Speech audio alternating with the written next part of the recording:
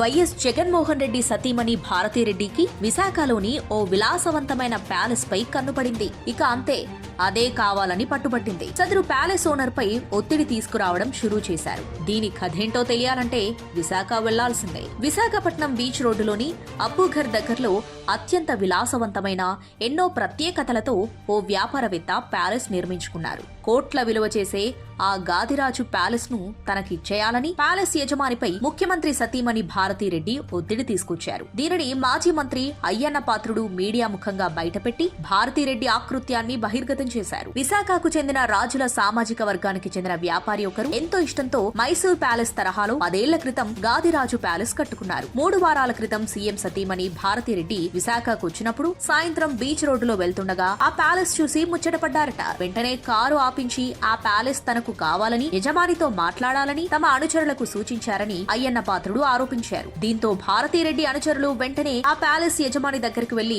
భారతిరెడ్డి మనసులో మాటను వెల్లడించారు. ఆయన ఆ ప్యాలెస్ ను తాను అమ్మబోనని మర్యాదగా సున్నితంగా తిరస్కరించారు. దీంతో భారతిరెడ్డికి కోపం వచ్చింది. వారం రోజులు తిరక్కముందే గాదిరాజు ప్యాలెస్ ఉన్న భూమి ప్రభుత్వానికి చెందినదిగా కొన్ని సమస్యలను క్రియేట్ చేశారు. అంటే అది 22A జాబితాలో ఉందని పేర్కొంటూ కలెక్టర్ తో నోటీస్ ఇప్పించారు. దీనిపై ప్యాలెస్ యజమాని ఆందోళన చేసి వెంటనే కలెక్టర్ ను కలిసి ప్రశ్నించారు. అది 22Aలో ఉందని ఓ ఐఏఎస్ స్థాయి వ్యక్తి బదులివ్వడంతో యజమాని అవాక్కయ్యారు. 10 ఏళ్ల క్రితం తాను ప్యాలెస్ కట్టుకుంటే ఇన్నాళ్లు లేని 22A ఇప్పుడు ఎలా వచ్చిందని ప్యాలెస్ యజమాని నిలదీశారు. దీంతో కలెక్టర్ పెద్దవాళ్లతో మాట్లాడుకోవాలని సలహా ఇచ్చినట్లు సమాచారం. బాధిత వ్యక్తికి అండగా ఉండాల్సిన ఓ ఐఏఎస్ అధికారి మీడియేషన్ చేయడం ఏంటని అయ్యన్న పాత్రుడు విమర్శించారు. ఐఏఎస్ స్థాయి అధికారి ఇలా ప్రవర్తించడం ఏంటని ప్రశ్నించారు. విశాఖలో అధికార పార్టీ అగ్రనేతల దురాఘాతాలు, దౌర్జన్యాలపై మేధావులు గలం విప్పాలని కోరుతున్నారు.